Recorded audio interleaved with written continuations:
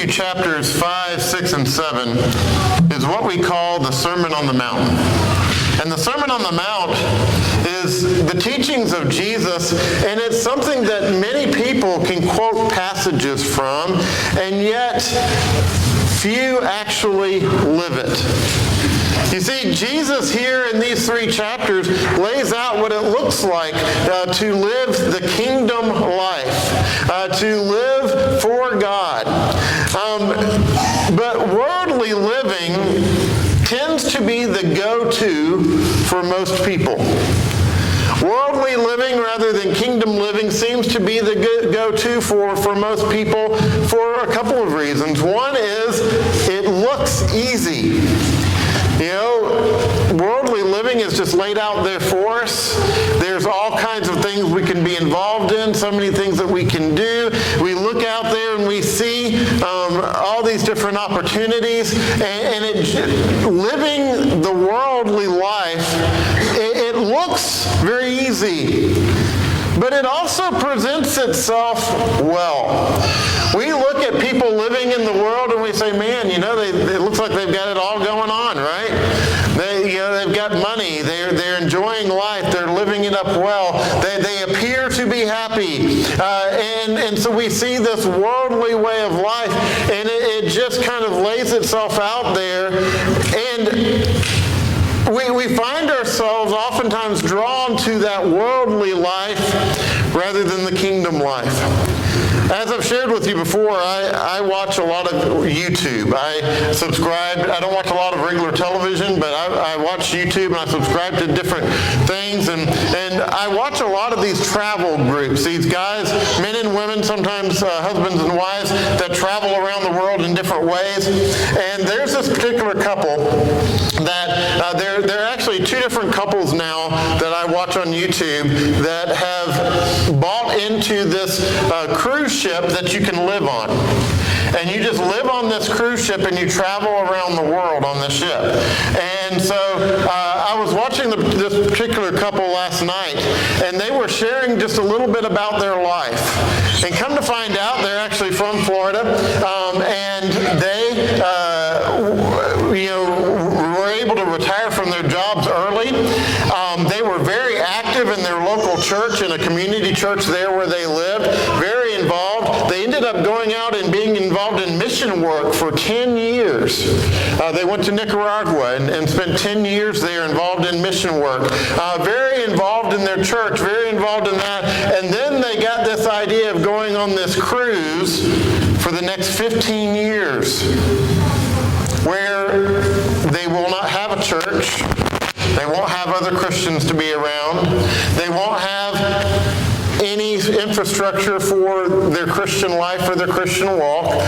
They're leaving all that behind so they can cruise around and meet their goal of trying out craft beers in every city around the world, every major city around the world. Now think about that for a moment. Here's some people who had dedicated their lives to Christ, who now are going to float around on a cruise ship for 15 years. Doesn't that look great? It presents itself well, doesn't it? And my question is, while few of us have done anything that drastic, how many of us can relate to that mindset of, we want to live the kingdom life, but man, this other life looks so good. It looks so tempting. And it's easy to get caught up in that other life if we're not careful. But at the end of the day, when it is all said and done, what real impact can you have if worldly living is all that you have? If living for the world is all that you have in your life, when it is all said and done, what impact have you made? Whose lives have you changed? In other words, if you were to disappear tomorrow, would you have made a dent on the world? Other than your family members and maybe close friends, would anybody be impacted by your loss? What lasting impact can we make if the the worldly life is our gain? What can we possibly accomplish in an eternal way if our life is all about living for this world and living the world's values?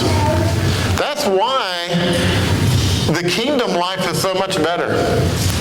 That's why the kingdom life is so much better, because, you see, God values you. And God values you because He has given you value. And if you live within the kingdom way of life, your life has value because God's created you for that. That's what He's designed you for. And kingdom living allows your value to truly be realized. It allows your true value and your true impact on this life to be realized. I want to give an example today. I don't often use members of our family here as examples, but when I do, I don't ask their permission. I just ask their forgiveness later. And so one of our brothers here who's been a part of this family for many, many years is Larry Hartman. Larry Hartman has been a fixture in Citrus County forever, right? Right after Noah got off the ark, it all kind of coincides there.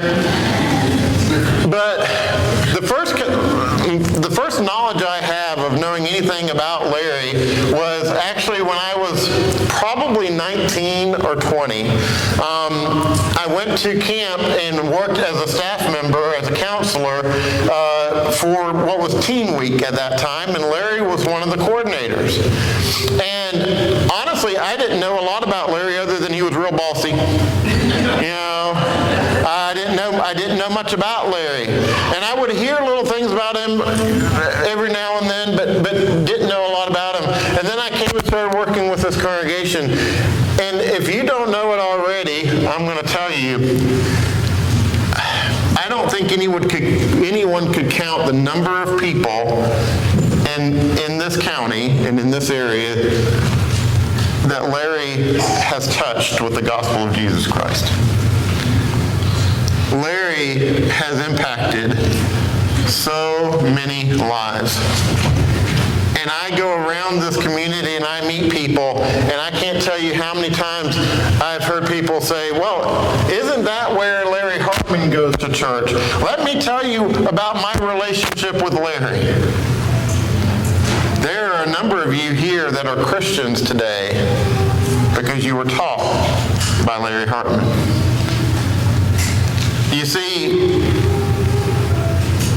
that's when we live our life with kingdom values,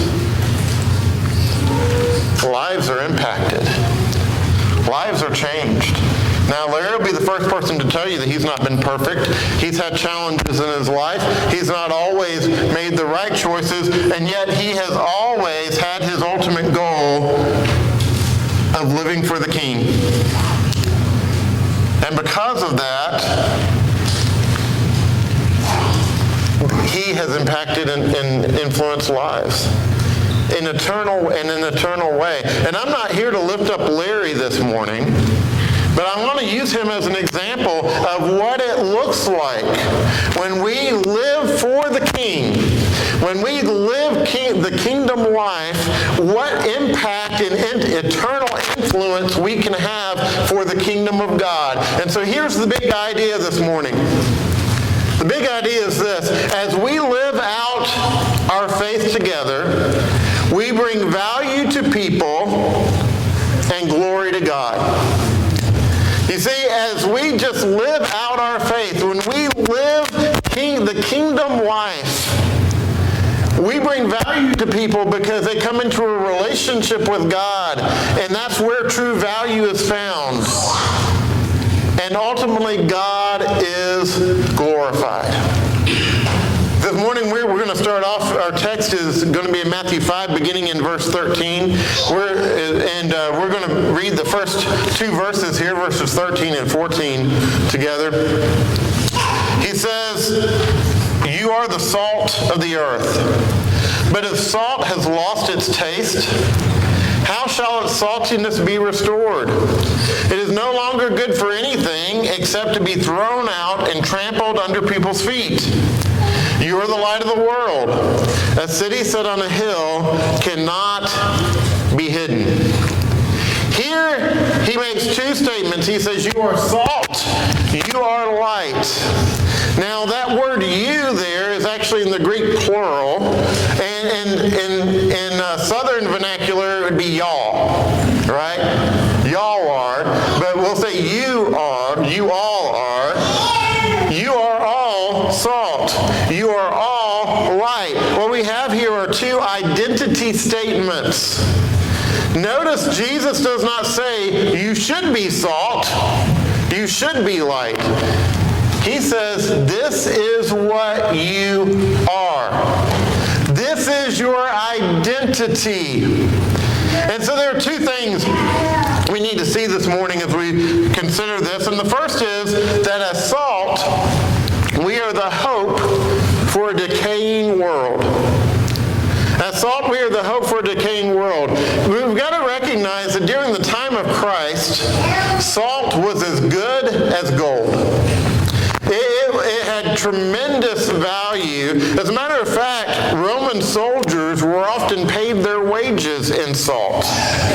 It was considered a commodity that you could use as a monetary measure, right? And it was a very important mineral that was hard for them often to come by, but they used it as a preserving agent.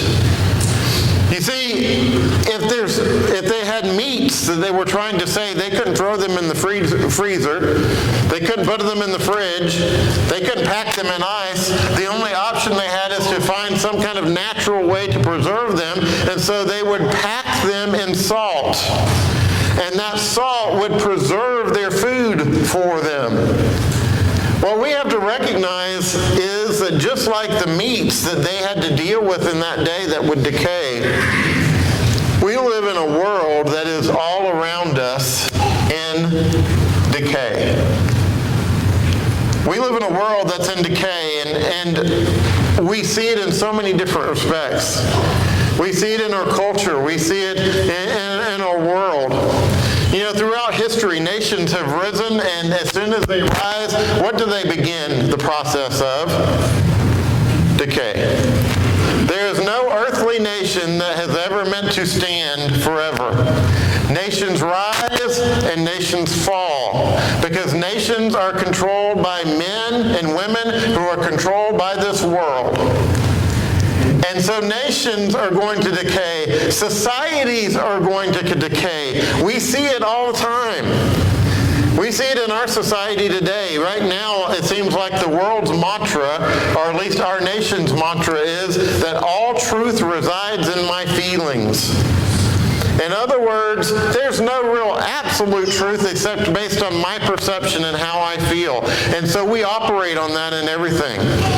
Case in point, you can take someone from one political agenda and you can show them all kinds of evidence about something that's happened on the other side, or somebody on their side of that political agenda.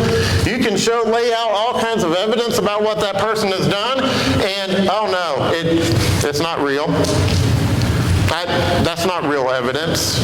Fake news, right? It's not real. I don't believe it. Now, you show me some evidence of the other side of the political spectrum, and man, they are guilty. But if you show it on my side of the political spectrum, no. It can't be real. Now, I just use that as an example because we do that in all sorts of things in our lives. We base our truth on our feelings, because in our minds, and I'm talking about in the world, our minds trump any kind of fact or evidence. If you present a fact that is contrary to my feelings, I just don't believe the fact. It's not evidence in my mind. It's not real.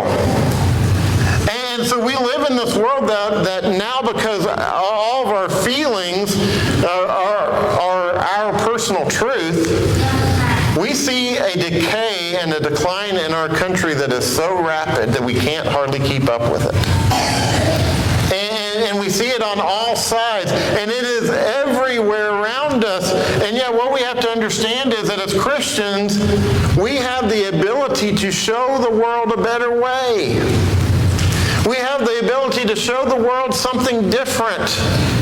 And so my plea to you this morning is, do not be an armchair moralist who just talks about decay, but instead choose to be salt.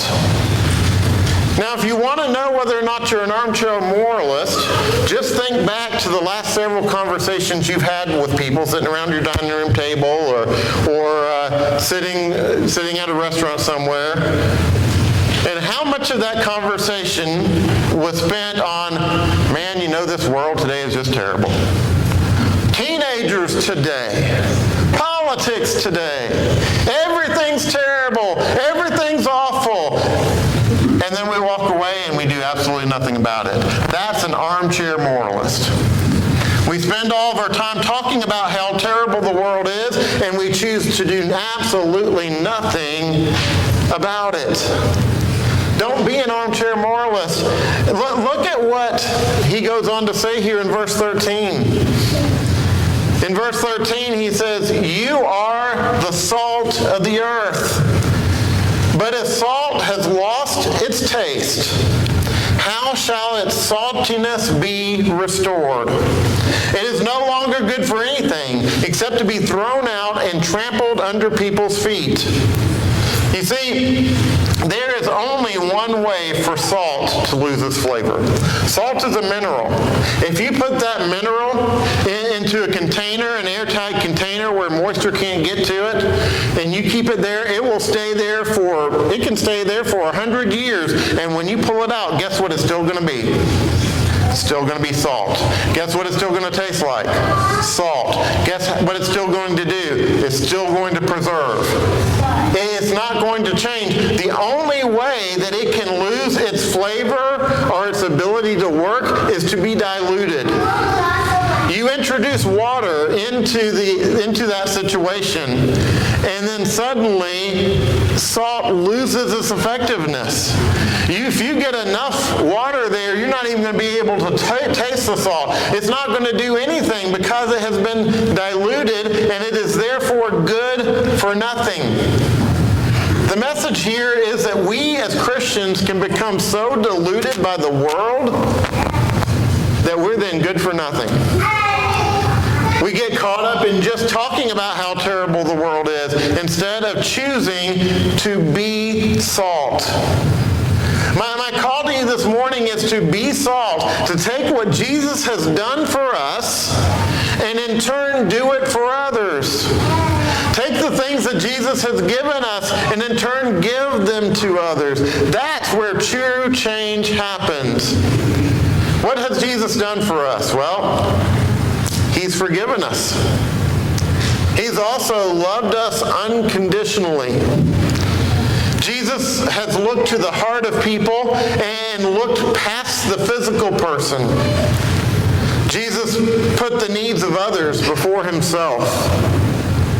And ultimately, Jesus has shown us what total commitment looks like.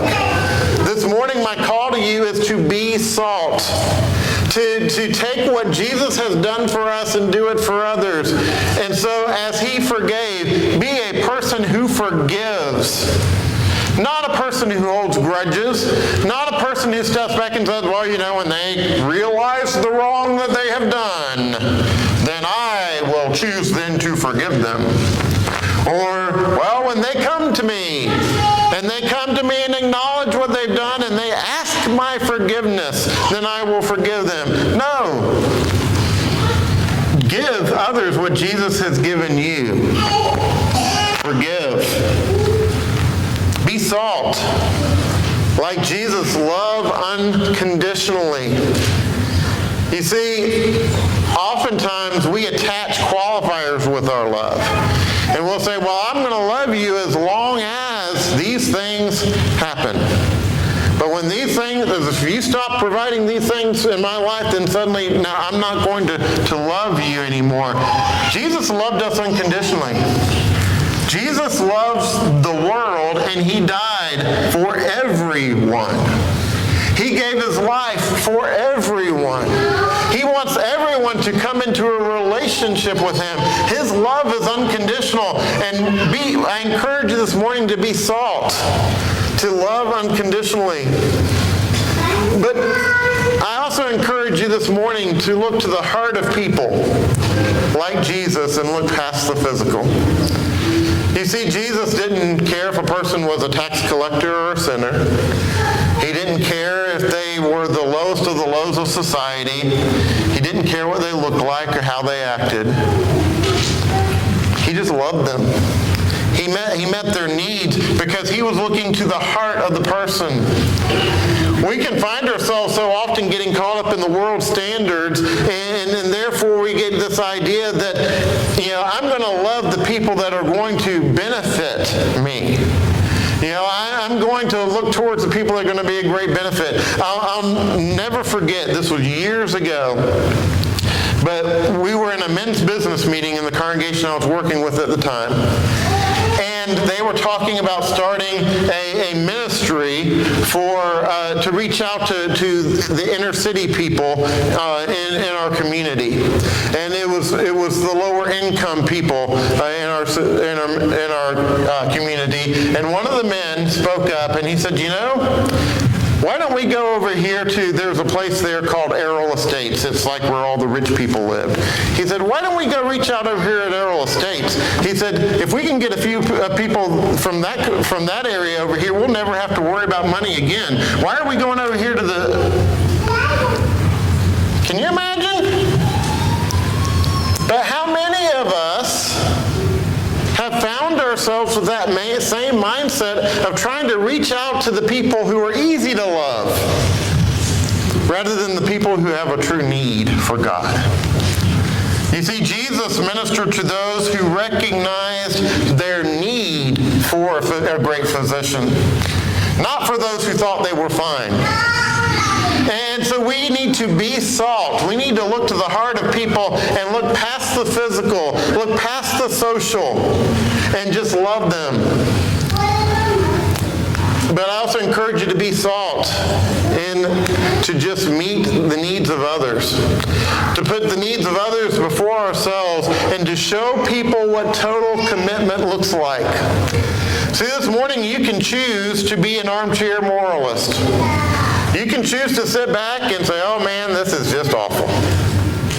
Look at all the terrible stuff out there, and it's not hard to find it, is it? If we want to spend our lives complaining, just turn on Fox News. They'll give you a whole list of things to complain about, right? It's all laid out for you in a long list. And so we can choose to be that person who just sits there and laments over how terrible life in the world is, or you can choose to be salt. Jesus says you are the salt of the earth, but if you become so diluted by the world that you're no longer recognizable, then you're of no effect for the cause of Christ or for the kingdom. We are called to be salt. But also, he goes on to say that as light, we are the hope for a dark world. Jesus says you are the light of the world. And he uses this analogy of a city set on a hill that cannot be hidden. Now, this is a kind of a difficult concept for us to truly grasp because we live in a world where there is light everywhere. Even at night when it is dark, it's not dark. We lay in our bedrooms and we've got the light from our clock, we've got the light from our phone charger, we've got the light from our Apple Watch charger or whatever, we've got the light from the smoke detector in the ceiling that hopefully isn't going to start beeping in the middle of the night when I'm trying to sleep. If we go out driving, there are lights everywhere we go. It's very hard for us to relate to that concept. And yet, in Jesus' world, they understood the idea of being in darkness because the reality was they spent a great deal of their time in darkness. As soon as the sun went down, unless there was a fire or a lamp lit, they were in darkness. And if they were in their homes at night, after they put out their lamps, it would be totally and completely dark. They would not be able to see their hands in front of their faces. But I want you to imagine that you are traveling through the desert at night. Put yourself in the time of Christ. And you're traveling through the desert at night, and there are no lights to be seen anywhere except the moon occasionally peeks through the clouds. Otherwise, you're in complete darkness. But then off in the distance, up on a hill, there is a city. And all along the walls of that city are lamps that are lit. And you can see it for miles. It's evident from every direction. And here you were in total darkness, and now even though you are in darkness, you see that light, and that light is never going to be hidden from you. Jesus explains it this way in John chapter 3, verses 19 through 21. John chapter 3, verses 19 through 21, he says, "And this is the judgment. The light has come into the world, and people loved the darkness rather than the light, because their works were evil. For everyone who does wicked things hates the light and does not come to the light, lest his works should be exposed." Now let's stop there for a moment. Jesus here is using this analogy of light and dark, and he says here, the light, Jesus, has come into the world. And yet he says so many people reject that light because they do not want their darkness to be exposed. You see, light exposes.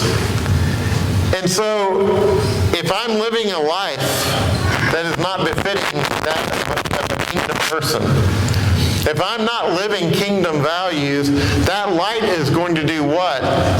It's going to expose my sin. It's going to expose my shame. It's going to expose my mistakes. And so many choose to run away from the light because they don't want their darkness to be exposed. But then look at verse 21.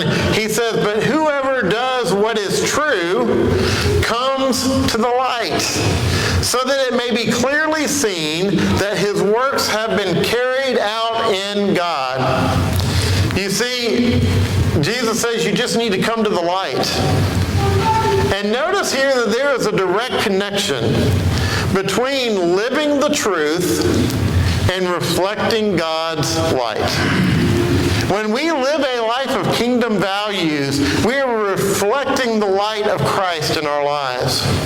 Notice going back to Matthew 5 and verse 16, Jesus says, "In the same way, let your light shine before others, so they may see your good works and give glory to your Father who is in heaven."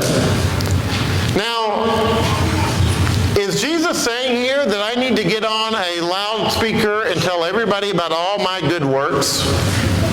That I need to get out there and I just need to let everybody see all the good that I do? Just look at me, right? Look at how amazing I am in God's service. That's not what Jesus is saying. We do not do good works to be seen by others. Jesus talks about that several times, and he says that if we're seeking the reward or the applause of other people, then that's going to be our reward. That's going to be it. So we don't do things to be seen, but here's the amazing thing.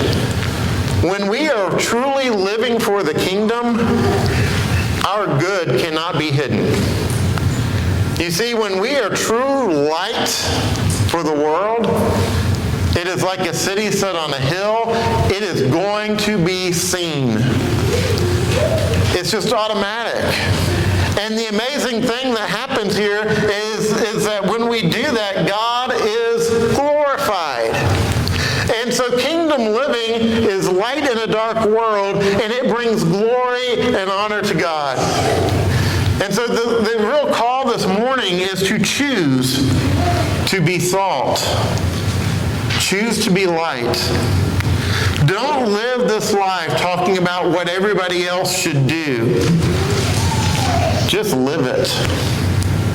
Live for the King by living kingdom values in your life, making that the priority of your life. Because the amazing thing in life is that when we do that, when we live the kingdom way, we are salt. We are that preserving agent. You know, we often talk about what can Christians possibly do to bring change in the world. Well, we do have a vote in our country. We are able to vote. We can go to the ballot box and we can vote. But I don't believe that's the most effective thing that we can do. I think it's something we can and should do, but I don't think that's the most effective thing as a Christian that we can do. The one way we can bring change to this world is to be salt. To be salt, to live the kingdom life.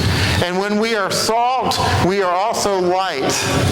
The world is going to be drawn to that. The world is going to see it. Now, not everyone, Jesus says, those who don't want light are going to flee from it. They're going to run away from it. But there will be those who are drawn to that light. And God will be glorified. This morning, don't be an armchair moralist. Choose to be salt. Live the kingdom life, the kingdom way. If you're subject to the invitation, we invite you to come as we stand and as we sing.